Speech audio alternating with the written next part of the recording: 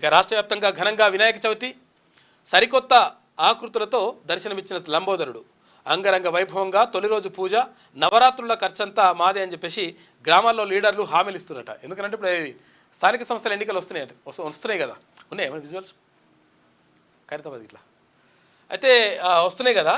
దీంతో ఏమవుతుందంటే ఖర్చంతా మేమే పెట్టుకుంటాం, మేమే చూసుకుంటాం అంటున్నారట. మరి 5 ఏళ్ళు పెట్టుకోవాలి, ఇప్పుడు కాదు పెట్టుకున్నాడు, ఈ ఒక్క సంవత్సరం కాదు, 5 ఏళ్ళు అన్ని రకాల ఖర్చులు పెట్టుకోవాలి. కానీ అట్లా ఇప్పుడు ఇప్పటి మట్టికే వచ్చేసి ఇప్పటి మట్టికే అడావిడి చేసేట నాయకుడిని ఎట్టి పరిస్థితులు నమ్మొద్దు. ఎందుకంటే గతం నుంచి అసలు ఏం చేస్తున్నారు, నిజంగా అసలు యాక్చువల్గా వాళ్ళకి చిత్తశుద్ధి ఉందా లేదా అని చెప్పేసి ఇవన్నీ కూడా పరిశీలించాలి. ఇక నడుస్తూ ఉంటాయి. మొత్తం మీద ఖైరతాబాద్ మహాగణపతికి కూడా మంచి పూజలు అందుతూ ఉన్నాయంట. ఇంకో 9 రోజుల పాటు ఉంటారు ఆయన. కాబట్టి మెల్లగా వెళ్ళి చూసి వస్తే ఇక నవరాత్రుల ఖర్చంతా మాదే, గ్రామాల్లో లీడర్ల హామీలు, స్థానిక ఎన్నికల కోసం కసరత్తు చేస్తున్నట.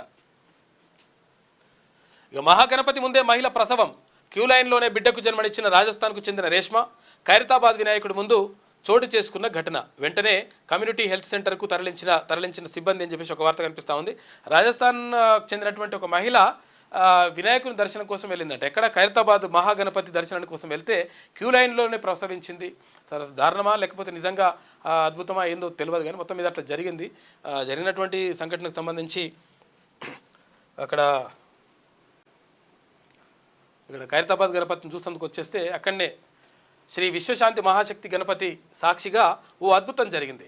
మహాగణపతి దర్శనం కోసం వచ్చి క్యూ లైన్లో నిల్చున్న ఓ గర్భిణికి ఉన్నట్టుండి పురుటి నొప్పులు వచ్చాయి. గమనించిన ఉత్సవ కమిటీ సభ్యులు సదరు గర్భిణిని పక్కనే ఉన్న హెల్త్ సెంటర్కు పక్కనే ఉంటుంది అక్కడ ముందర